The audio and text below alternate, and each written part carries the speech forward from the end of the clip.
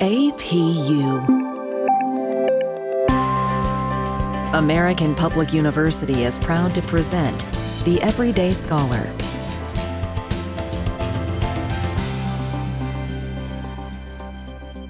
Welcome to the podcast. I'm your host, Leishan Kranick. Today we're going to learn more about what's involved in pursuing a doctoral degree. To give listeners firsthand insight, I've invited two amazing guests today.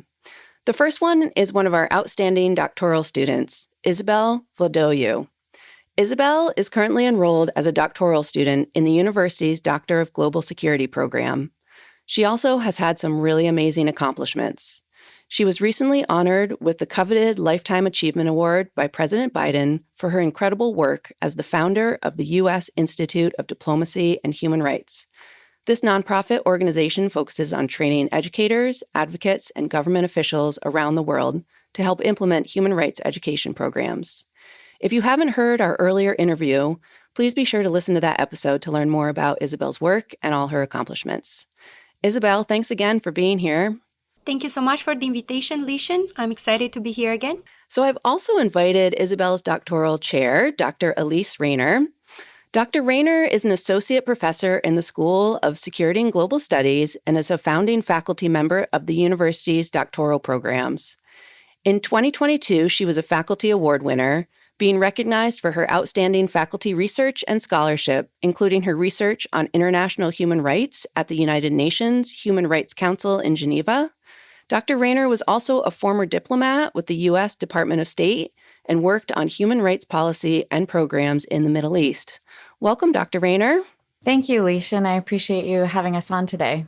So I thought we'd start our conversation by first asking Isabelle a little bit about why she chose to pursue a doctoral degree, and specifically the Doctor of Global Security program here at the university. Yes, so it's very interesting question, and I put a lot of thoughts before enrolling into a doctoral degree. Actually, for somebody who has been trained their entire life in law and human rights law, it's very, very hard to find something out there that it's bringing you the perspective of global security and actual issues that help human rights.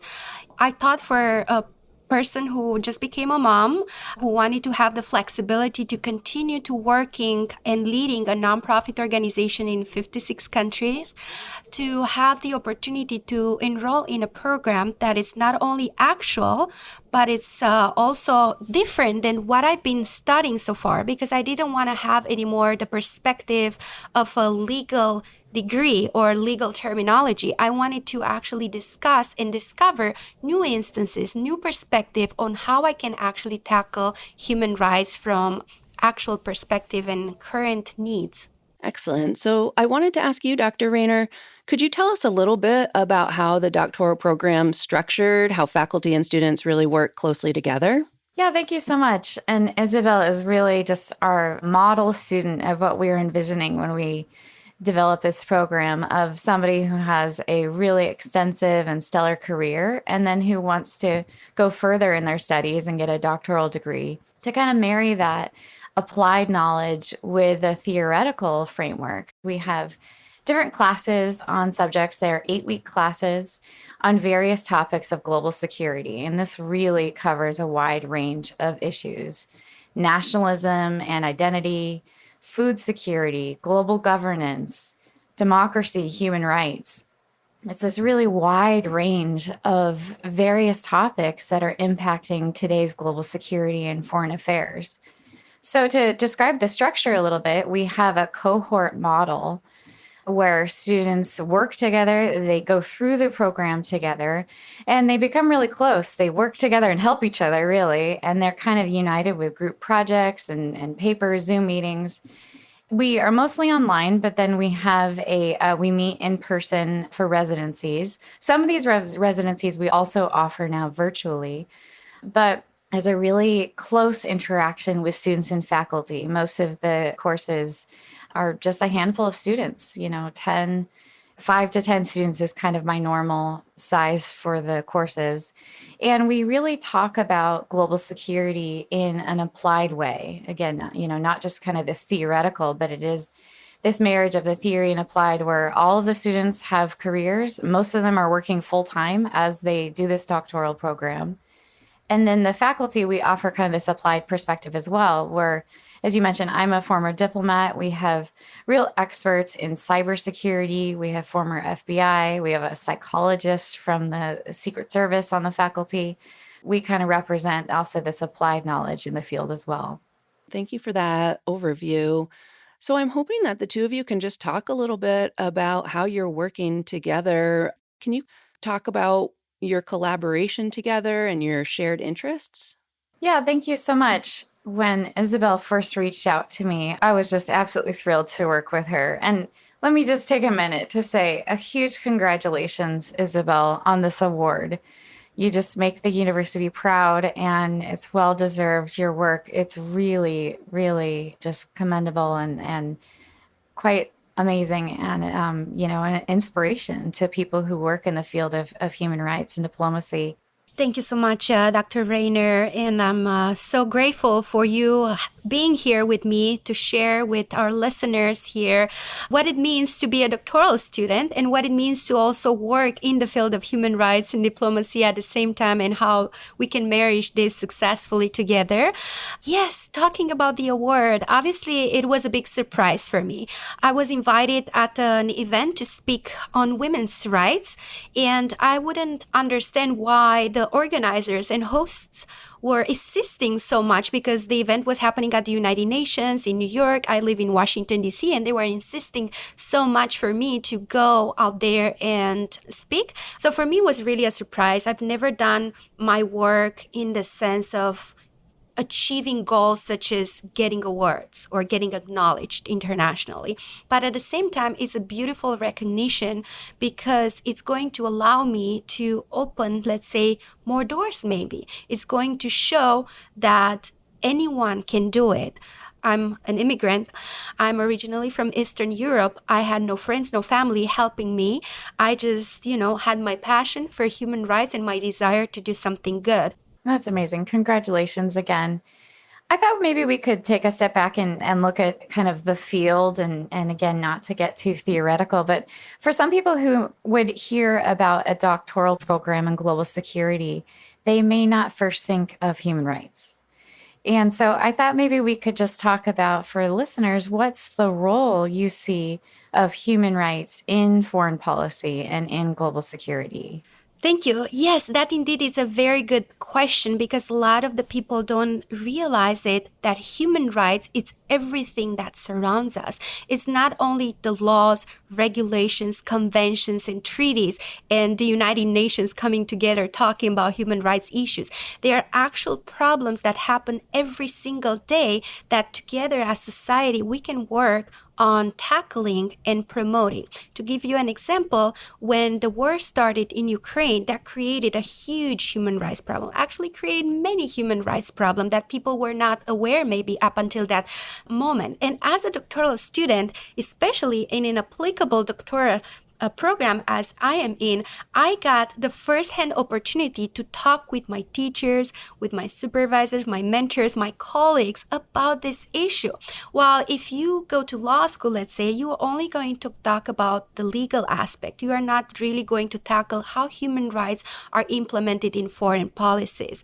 When governments around the world focus on specific issues, let's say the Sustainable Development Goals, the SDG goals. When that agenda was created by the United Nations, then all countries around the world had to implement a form of that SDG into their foreign policy. And that shows how practical issues change on a daily basis. And I think it's very, very important for somebody who wants to not only research the field, but wants to practice human rights actively. You need to be surrounded by people who are doing the same thing, this is what this doctoral program is doing. Fantastic. And thanks for bringing up the war in Ukraine and how this really applies to, what we see in our world today. I think also it's important for context that human rights really was not even an issue of foreign affairs or brought up in international agreements and treaties, and definitely not in conflict resolution as of just even a few decades ago. So maybe could you kind of flip it around and let's talk for a minute about what's missing, when foreign leaders do not address human rights, or when leaders come to the table to try to resolve a conflict and don't look at human rights concerns, don't look at how a peace treaty equitably impacts women or ethnic minorities. So what happens then if human rights are not addressed? Certainly. I think internationally there is an urgent need of more education. To give you an example, the Universal Declaration of Human Rights was adopted as a response to the World War II in 1948. So we celebrate 75th anniversary of the Universal Declaration. The dream of Eleanor Roosevelt and the drafters of the Declaration, which they put it in the preamble of the Declaration, was to have it taught in every school on earth. The purpose was education and instruction of people of human rights. And countries and governments kind of forgot that. If I'm looking right now in the world, there's only one country in the entire world that has mandatory human rights education in schools. And that's Costa Rica, and that didn't happen until 2021, so fairly recent. Now, what happens if countries don't do that? There are studies out there, Canadian studies, Indian studies, that show that there's a difference when you expose, let's say, children in school to a human rights curriculum. Those children, in the end, they will become the future decision makers. When they make decisions, those decisions will be based on the principle of respect for another individual. So it's very, very important that we start right now to educate these future generations, because they are the present and the future.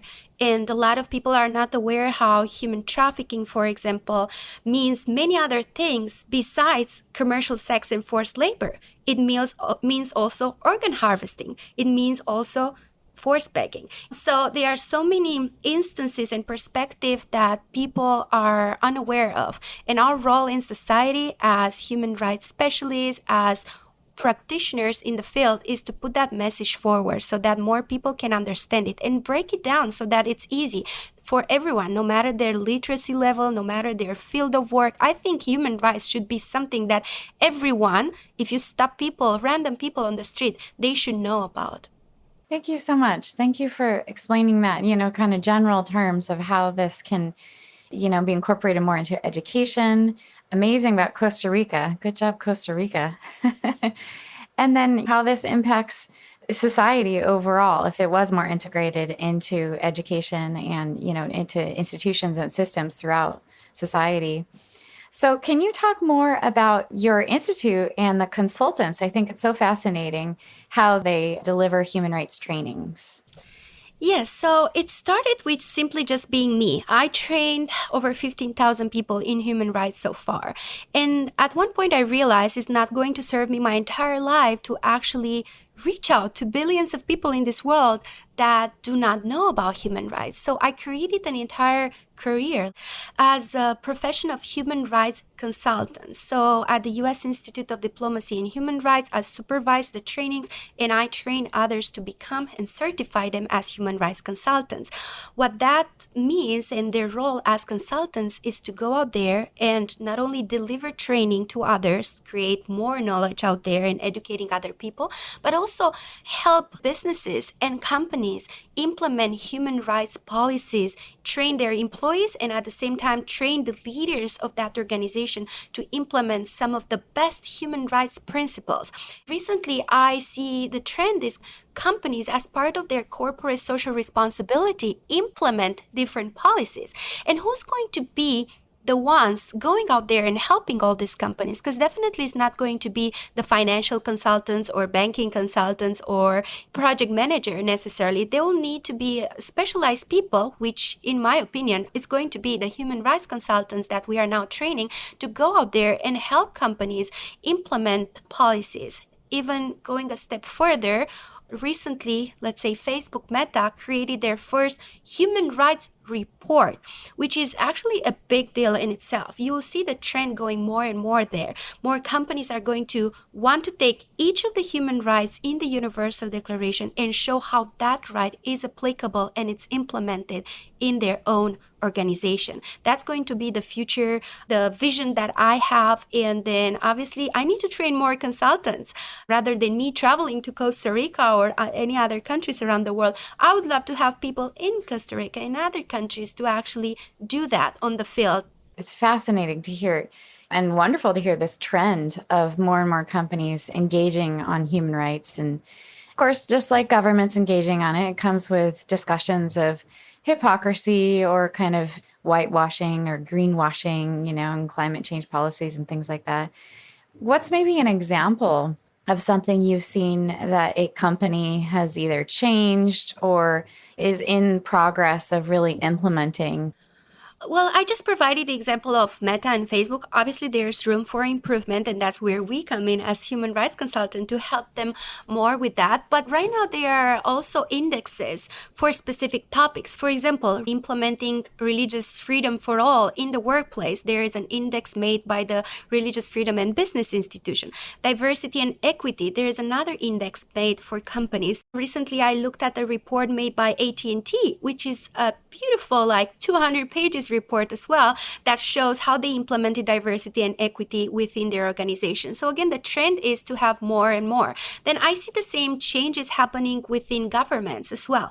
To be more specific, a couple of years back, I know of an organization that helped with the use of human rights education. They trained the entire army, 200,000 infantry people in Colombia while they were fighting with the FARC, the militant group. And the result of after this training was before, they were killing the people and leaving them there. Now the insurgents in the Colombian army, they were just not shooting to kill, but shooting to injure, and then they will taking them as, in the hospital and so forth. At the same time, the killings dropped 90%. There were statistics that showed that the killings dropped in the area.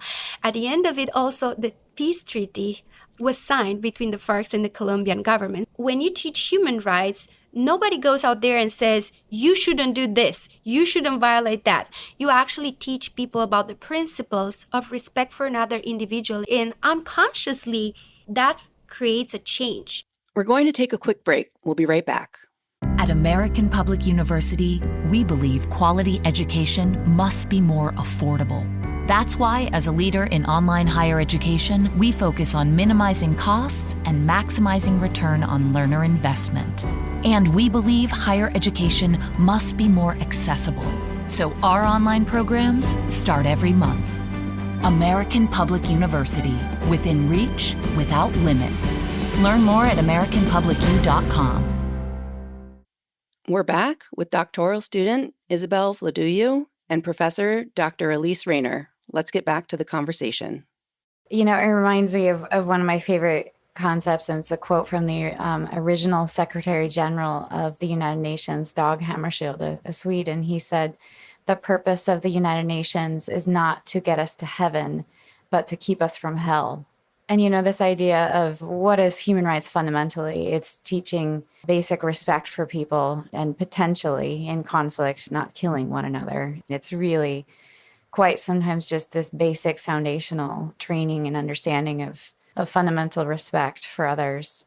So I will get to asking about your research, and I just want to have one more question, that maybe transitions into that, where maybe some listeners themselves are thinking about going into a doctoral program. And I think you're a great example of somebody, you have this amazing career, you're a leader in your field and in your institution. And why did you see the purpose of this? How you'll use this doctorate in global security to help your career in human rights?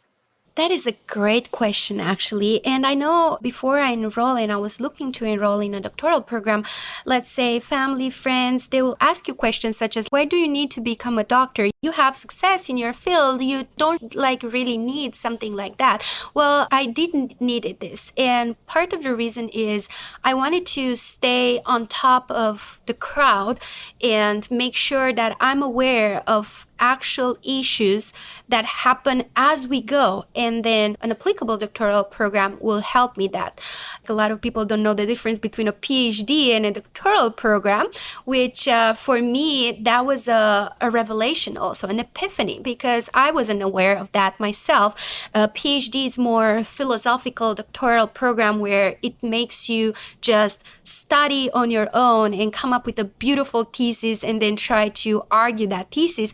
An applicable doctorate, you go and you discover issues that are already there and try to find common solutions to those problems. Myself, and I know for sure that many of my colleagues in my cohort have changed our doctoral thesis, our final thesis, so many times throughout this doctoral program, because we find out daily about issues that interest us. When I started, I maybe wanted to do something in human rights, education, generally speaking, or diplomacy. And right now, I actually stopped at femicide in Latin America. That goes to show how every day you get to become more passionate about what you're doing and discover new things, and then you get to interact with the cool teachers. Well, Isabelle, I thought maybe we could speak for a moment about your current research. And as you just mentioned, it's very normal, very common to change topics and to enter a program thinking, oh, I'm really passionate about this. I want to study this. It can really be changing throughout the program. And so where you're at right now is looking at femicide in Latin America. And this is a really, really important, critical issue in global security, but then also just in society, in the world right now. And so can you talk about this a little bit? I think that even the word femicide, maybe people are unfamiliar with that. So if you could discuss just your current research right now. So femicide represents the killing of a woman just because she is a woman. So that differentiates it a bit from the general homicide aspect. But just the simple legal terminology and aspect of what femicide is how femicide affects women's security in today's society or in today's world. I realized the Latin American countries really have more instances of femicides, as opposed, for example, I was recently traveling to Europe and I was talking with some of my colleagues in the field, trying to explain them my thesis, and they were so shocked about hearing how prevalent in Latin America is femicide. To give you an example, a woman dies every single hour, according to the United Nations, in Latin American countries of femicide. And I'm looking at Latin America specifically, not necessarily to see why it's more prevalent there than in North America, let's say, or European countries, but I want to understand what perpetuates the crime of femicide in Latin America. I was fortunate enough to be a couple of years back in one of the projects preparing for creating a model law for the entire Latin America on implementing femicide legislation. Because to understand for our listeners, up until recently, countries such as Brazil, Peru, Mexico, they did not have a legislation to criminalize femicide. So it was simply homicide, which was not the same thing. And it also was not like the premeditated crime. And looking at that from that perspective, we realized that just changing criminal laws in those countries did not help. And I was really surprised, even myself as a practitioner in the field, that somebody who went to law school and created their entire life to change systems, starting with the legal aspect, which is like the best that you can get in a country. I realized that's not the entire solution. That's part of it, but it's not going to be the entire solution. So right now, through my research, I hope to look at what are some other alternative solutions on how we can stop it from perpetuating this crime of femicide, how we can make it lower, how we can bring Latin American countries to the same level as European femicide cases, because to give you a perspective, there are about 200 cases in Peru per month, while in Sweden, like 2 cases maybe. So how can we balance the world in general to showcase that a woman is valuable? And it's not only from the feminist perspective of women, it also right now affects LGBT communities. They are not anymore seen as the same in society, because women and people in society, they have a specific role in this mindset, in this cultural attitude. So maybe we can change those cultural attitudes. I'm very excited to start this whole research. I'm obviously in the early stages. I cannot pronounce myself yet onto what I will be able to discover, but maybe we'll do an episode after I'm done with my doctoral thesis and we can discuss it more. That's a great idea. Let's plan for that. As soon as you have defended your dissertation, we will do another podcast. I look forward to that. I think you bring up a really good point that what's going on in societies or how they change. And you made the contrast with Peru and Sweden. I think it's even interesting to look at the contrasts within domestic policy and foreign policy. For example, Brazil right now has some of the highest levels of transgender violence in the world, and they have a really strong LGBTI foreign policy mandate. Same with the United States. We have a very strong LGBTI foreign policy, giving millions of dollars to humanitarian aid and LGBTI organizations around the world. At the same time, we also have some of the highest levels of transgender violence and LGBTI discrimination. So are you going to research this more? Are you going to stay in the domestic, looking at societal factors of what leads to femicide, or how that also impacts foreign affairs? Definitely, when you tackle into a subject such as sensitive as femicide, you need to look from both perspectives, domestic and foreign policy. But obviously, I want first to look much more in depth into what happens on the ground that affects the perpetuating of this whole crime of femicide, and then maybe make a comparison with the foreign policies of other countries. I might look into differentiating how other countries have tried to tackle these issues and maybe find good models if there are any out there. That sounds great. I think that it's hard to kind of make that causality. How does this extreme levels of femicide, how does it impact global security? How does this impact the overall society's economic development? How does this impact the society's growth, educational potential, income potential, overall GDP when half the population is subject to such extreme violence?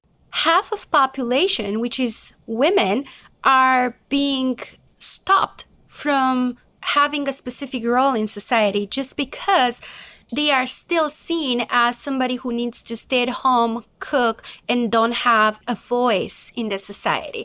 And I think that brings us as a society, as a whole globe, it brings us backwards to, before women's suffrage and all the women's advancement that created. Again, you don't have to be a feminist necessarily. I actually encourage everyone, including men. Men have to be part of the solution. If we want to change something as systemically as we want with femicide in the world, we need to have men also understanding that women can have equal rights in society. And you can start seeing that even like in countries like Brazil, women, they're very direct, and they are respected. But then in other countries, they don't see necessarily women as promoter of business. So it's just finding that balance and overall understanding how that affects the entire global security. Women's security is part of that, tackling issues such as femicide and allowing equal rights and equal opportunities for everyone. And I think it's an important reminder of that no culture is static, that on these issues,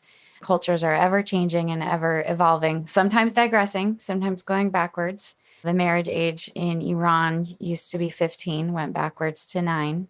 In the United States, women couldn't have bank accounts. They couldn't own assets. In recent history, I worked for the State Department, and women were forced to quit as of 1979 if they merely got married. They were not allowed to be diplomats if they were married. No society is kind of set in stone, and there's changes throughout.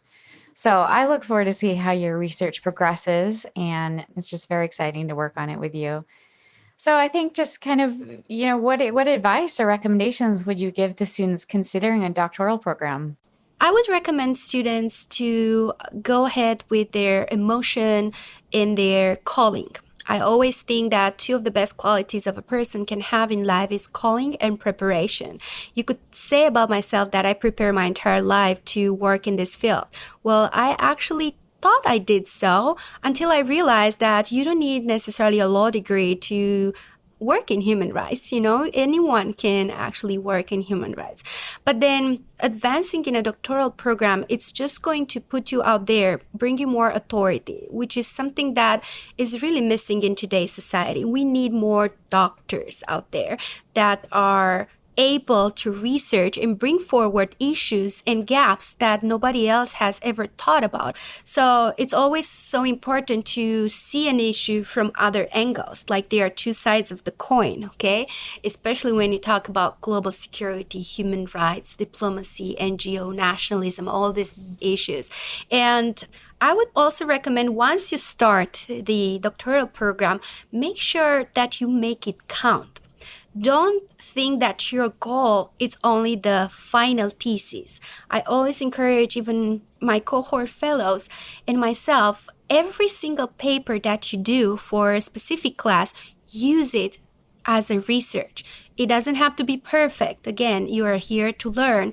Just put it out there, publish it. At the end of a doctoral program, not only you'll have a title, which is important in itself, but you also have a portfolio full of research papers that you already did, and that only helps you build that authority as a professional and as an expert.